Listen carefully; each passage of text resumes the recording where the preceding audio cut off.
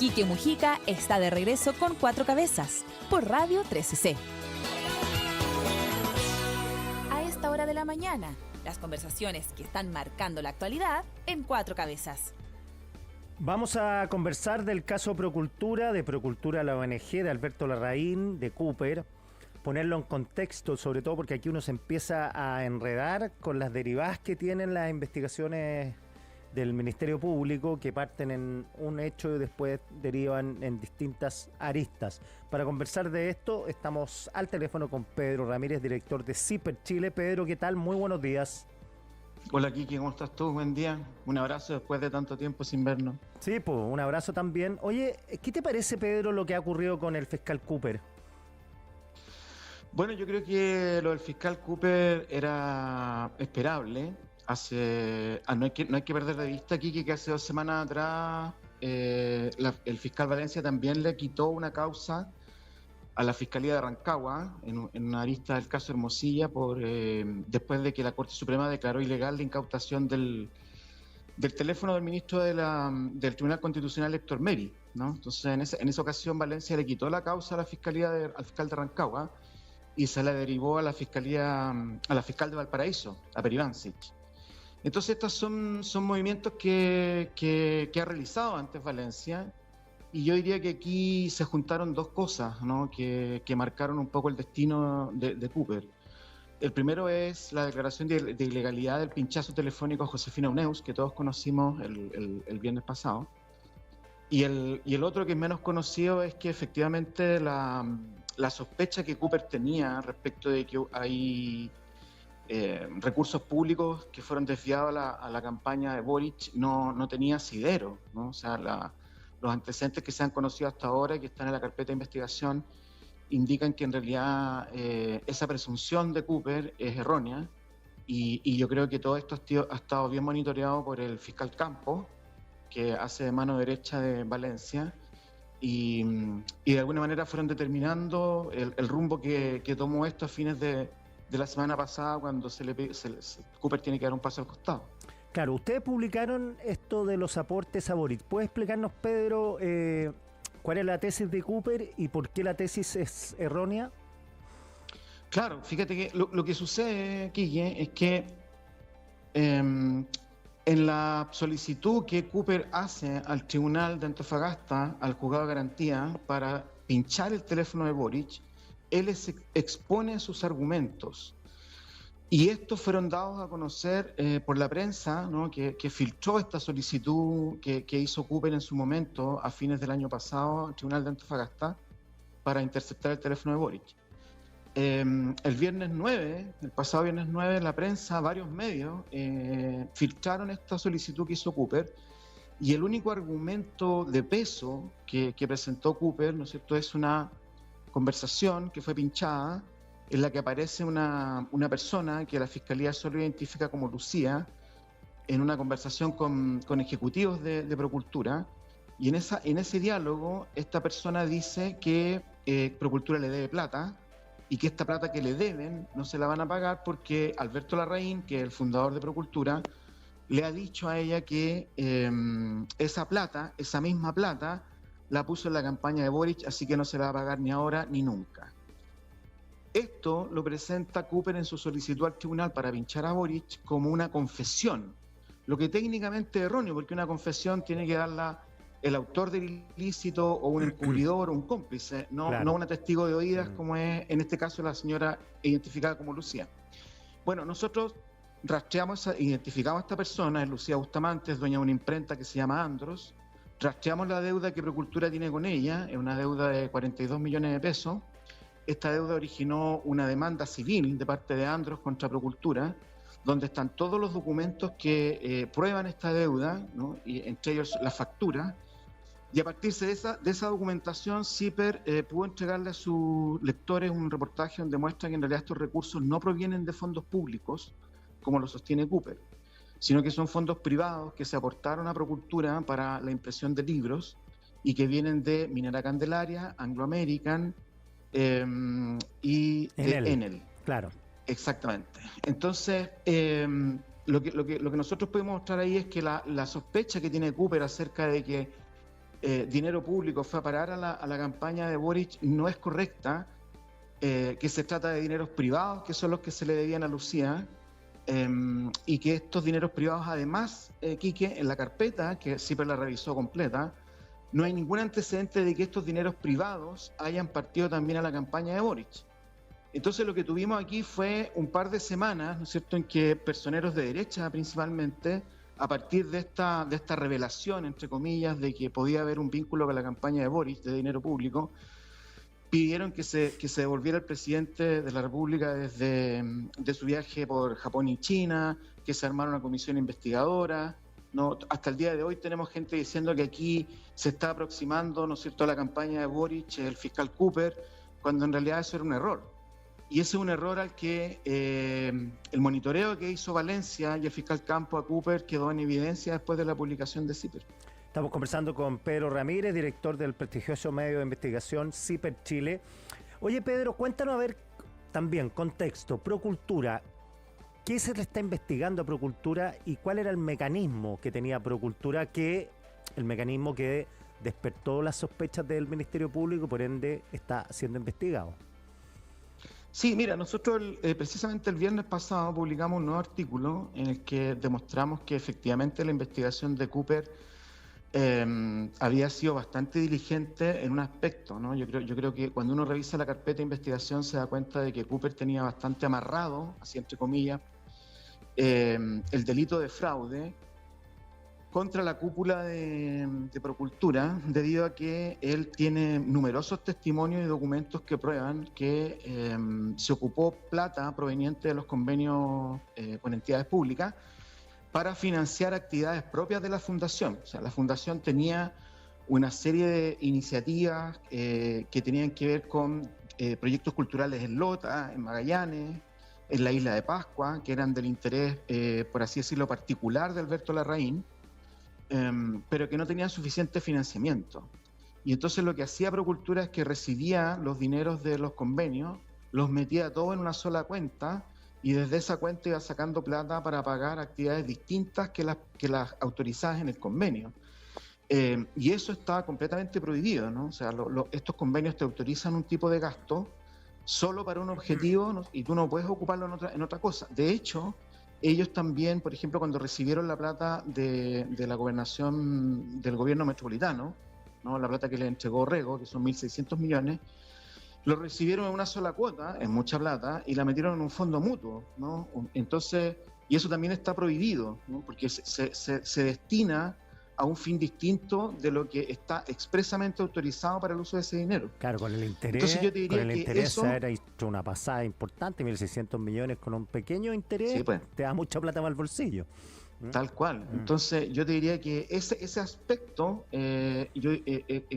nosotros pensamos al revisar la carpeta que en realidad está muy bien aspectado en términos del futuro procesal, ¿no? Yo creo que en ese sentido Cooper en ese aspecto había hecho una muy buena investigación y tenía muy buenos antecedentes. Ahora, él también manifestó su deseo o sus sospechas, por así decirlo, respecto del financiamiento ilegal de campaña, y también de apropiación indebida, o sea, de que este dinero no solo se gastó en actividades no autorizadas de Procultura, sino que también hubo gente que se apropió de ese dinero. Y en esos dos aspectos yo creo que si uno revisa la carpeta, los antecedentes reunidos por Cooper no fueron suficientes, al menos hasta ahora. Ahora, Pedro, más allá de lo que la derecha ha insistido en esto, ¿dónde está la plata? Obviamente con un afán político, la pregunta es bien pertinente, ¿eh? A tu juicio, por supuesto, ¿dónde quedó esa plata? ¿Dónde está? Si existe aún. Bueno, mira, nosotros estamos como todo el mundo investigando, por supuesto con menos herramientas que las que tiene el Ministerio Público y la PDI, pero evidentemente la pregunta es pertinente, ¿dónde está la plata?, ¿no? Hasta ahora lo que nosotros podemos ver es que la plata se gastó en iniciativas, en viajes, traslados, en gastos operativos de la Fundación, o sea que la Fundación tenía más iniciativas que las que firmó con el área pública, con entidades públicas. Muchas de ellas eran deficitarias, no recibían aportes, y lo que estas personas en Procultura hacían era tomar esta plata que venía de entidades públicas y con ella costear sus gastos presentes, sus gastos inmediatos de infraestructura, sueldos, y que tenían relación con otras iniciativas también que no estaban debidamente financiadas, ni con aportes privados, ¿no? Porque también tenían iniciativas financiadas con aportes privados, como vimos ahora recién, Anglo América, ¿no es cierto?, Minera Candelaria, Enel, pero en estos casos no. Y yo creo que ahí habrá que dimensionar muy correctamente, ¿no es cierto?, el nivel de esos gastos con el nivel de los ingresos. Nosotros en el artículo que publicamos el viernes mostramos que ellos tenían una suerte de cuenta fantasma que se llamaba gastos pro cultura, ¿no? Entonces, la administradora, María Jesús Maturana, le declara al Ministerio Público que cuando se producían descuadres entre los gastos, ¿no es cierto?, y lo que se anotaba en la contabilidad, entonces, por lo tanto, la contabilidad no era fidedigna, se hacía una anotación en una cuenta que se llamaba gastos de procultura, que con el tiempo fue subiendo mucho más allá de lo que correspondía. Entonces, yo creo que ese tipo por así decirlo, de pericias sobre la contabilidad van a ser súper importantes para que determinemos si por esta vía se perdió todo el dinero o podría existir la eventualidad, por así decirlo, de una apropiación indebida de la plata por parte de alguien de Procultura o externo, o bien, como sospechó en su momento Cooper, la posibilidad de que se hayan hecho financiamiento de actividades políticas, ¿no? Y eso todavía está abierto. Lo que pasa es que el antecedente que él tenía hasta ahora es incorrecto, pero eso no significa, Kiki, que más adelante efectivamente pueden aparecer antecedentes que apunten en esa dirección. Después de todo lo que han investigado ustedes y lo que están investigando, ¿cómo se entiende que Alberto Larraín haya logrado tamaña adhesión de proyectos, tamaña cercanía con el mundo del poder, con el mundo del Frente Amplio? Es un verdadero personaje. Sí, yo siempre tengo cuidado, tú me conoces en mi trabajo periodístico con la historia en blanco y negro, ¿no? Donde hay unos malos, claro, y gente muy buena, digamos, ¿no? No pasa nada en la Yo vida creo nunca. que Alberto Larraín, como muchas otras personas, tienen el don de vender, ¿no es cierto?, cualquier cosa, digamos, ¿no? O sea, como muchos empresarios, como muchos políticos. Yo creo que él tiene una personalidad muy atractiva, es un encantador de serpientes. Yo tengo la impresión de que él, desde su época de militante de la democracia cristiana, se fue rodeando de personas con las que sostenía algún tipo de relación, entre ellos, por ejemplo, el propio presidente Boric, y que le servían de carta de presentación para después irse abriendo paso, ¿no es cierto? Y en ese sentido, hay que recordar que la conversación entre Josefina Uneus y Alberto Larraín, que fue pinchada por la PDI y que la Corte de Apelaciones de Antofagasta dijo que era ilegal y por lo tanto no puede tenerse en consideración como una evidencia en el caso, es una conversación que ya se conoció y que los periodistas independientes de si se puede usar legalmente o no, nosotros tenemos que tenerla en consideración para nuestras investigaciones periodísticas. Y en esa conversación, el presidente Boric dice textualmente que él nunca comete ilícitos, pero que sí le dijo a Larraín que su proyecto era muy interesante y que por ahí desliza Boric, ¿no es cierto?, la posibilidad de que Larraín haya utilizado su nombre, claro, ¿no? para conseguir adhesiones y proyectos, etcétera, etcétera. Y Ahora, además esa lo es la versión desliza, que Boric... sí, lo desliza con cierta inquietud, por cierto, por lo que uno lee. Por supuesto, claro, dice, porque él dice, mira, yo no me meto en nada ilegal, pero pucha, aquí pueden haber ocupado mi nombre. En el fondo eso es lo que está diciendo. Ahora, esa es la versión de él. Nosotros no sabemos si efectivamente hubo entre Larraín y Boric algún tipo de intercambio en que el presidente le haya autorizado a utilizar su nombre para acceder al financiamiento que finalmente tuvo. O sea, recordemos que en el gobierno de Boric, Procultura más que multiplica, ¿no es cierto?,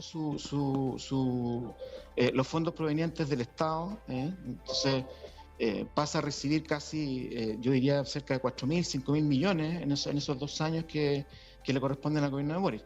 Por supuesto, la mayoría viene del gobierno regionales, que son gobiernos que son autónomos del gobierno central que dirige Boric. Pero yo creo que ahí va a tener que investigarse, ¿no es cierto?, la manera en que Larraín se presentaba ante estas fuentes de recursos públicas, si utilizaban o no utilizaban los nombres de personeros conocidos, entre ellos el presidente de la República. A partir del fallo de la Corte de Apelaciones del viernes y también por la decisión del fiscal Ángel Valencia, queda claro que la interceptación del teléfono Uneus, como dijo la Corte de Apelaciones, era improcedente, inconstitucional e ilegal. Pregunta, ¿qué pasa si te llega una filtración ahora con material de Josefina Uneos que no hemos conocido. ¿CIPER publica o no publica? A ver, mira, en primer lugar, yo creo que lo que hemos conocido hasta ahora es un fallo, un dictamen de la Corte de Apelaciones de Antofagasta. Podría darse el caso que esto llegue a la Corte Suprema, ¿no? Y por lo tanto, no necesariamente es una decisión final, ¿no? Entiendo hasta ahora que no hay voluntad del Ministerio Público de presentarlo a la Corte Superior, porque si no, no habrían sacado a Cooper. Claro. Pero podría darse el caso y nosotros tenemos que estar abiertos a esa posibilidad, ¿no?, de que esto sea revisado y que no sea la última palabra respecto a este punto. Así que ojo con eso. Segundo término, efectivamente si esto queda así ratificado, ¿no es cierto?, se considera que todas las interceptaciones son ilegales. Mira, nosotros somos periodistas y no somos abogados ni somos jueces, ¿no es cierto? Muchas veces nosotros nos reclaman que por qué publicamos cosas que no son delitos, y es porque son de interés público. A nosotros lo que nos importa es que estos temas, ¿no es cierto?, son de interés público.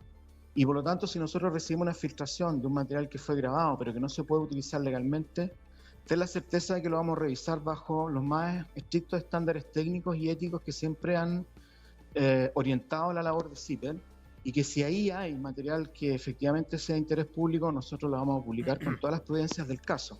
Una de nuestras preocupaciones principales es no afectar ni la honra, ni la fama, ni la imagen de las personas injustamente solo porque son mencionadas en un caso. Fíjate que nosotros recibimos, junto con toda la prensa que recibió la filtración de los antecedentes de Procultura cuando se abrió la carpeta, y cuando todo el mundo publicó entre el viernes y el sábado, nosotros nos demoramos 4 o 5 días porque en realidad no basta a nuestro juicio que un documento del fiscal Cooper diga que ha llegado dinero a la campaña de Boric, que él tiene la sospecha. Lo que importa también es que el periodismo tenga la capacidad de hacer su propia investigación y buscar los antecedentes que comprueben si lo que se está diciendo en esa versión es efectivo o no. Entonces, como lo ha visto el público en anteriores ocasiones, como en el caso de Hermosilla, cuando publicamos el audio, CIPER no recibe filtraciones y llega y las publica, ¿no es cierto? Nosotros lo que hacemos primero es revisar si lo que ahí se está diciendo tiene asidero,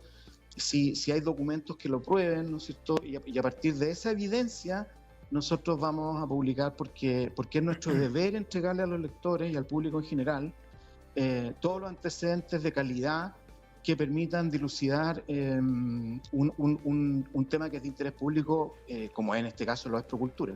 Claro, eso es importante porque la gente cree que algunos medios políticos son como un buzón de las filtraciones, y yo siempre he dicho, lo más importante de un medio no es solo lo que publica, sino que también lo que deja de publicar, y eso que deja de publicar la gente nunca se entera, porque digo que es importante. Claro, es importante porque son filtros, no se publica todo, hay cosas que no se publican y pasa por el filtro que hacen los medios.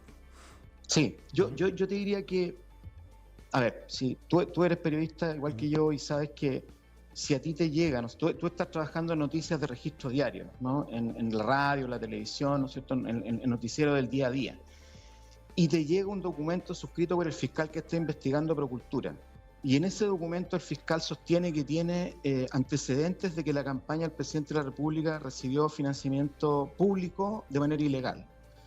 Esa es una noticia, ¿no? Y yo no voy a criticar a los colegas que la publicaron en su momento, pero también existe una responsabilidad del editor de inmediatamente tomar un par de periodistas y decir, bueno, vamos a ver si esto realmente es así, ¿no? O sea, si esta versión que estamos publicando, porque es noticia, o sea, no, el hecho de que un fiscal simplemente piense, ¿no es cierto?, y manifieste en el papel, en un documento, que el presidente de la República, por su campaña electoral presidencial, pudo haber recibido dinero público de manera ilegal. Solo el hecho de que un fiscal lo piense y lo ponga en un papel ya es una noticia. Y por eso yo no critico a los colegas que la publicaron. Pero lo que sí critico es que inmediatamente, al otro día, en vez de estar dispuesto a ponerle los micrófonos solo a dirigentes políticos diciendo que esto es muy grave y que hay que echar al presidente de vuelta, que está bien, hay que hacerlo, por supuesto, que es parte del registro diario. Lo que sí se tiene que hacer, ¿no es cierto?, es tomar un par de periodistas y ponerlo a investigar si lo que el fiscal Cooper sospecha y los antecedentes que tiene son fidedignos, son veraces, sostienen la aseveración que él está haciendo. Y yo creo que en ese plano a veces nosotros en CIPER corremos muy solos. Pedro, oye, antes de despedirnos, la gente se puede suscribir a Zipper Chile en su página, ¿no es cierto?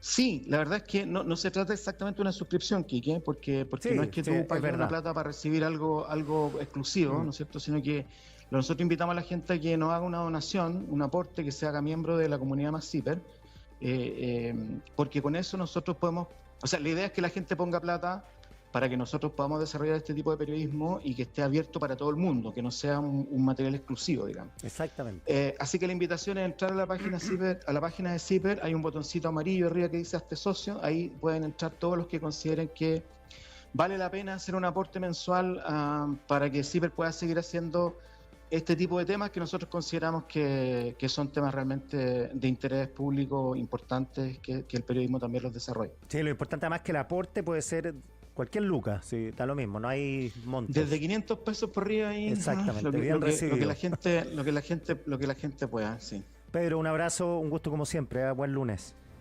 Que esté muy bien, nos vemos, muchas gracias, chao, Chao. chao.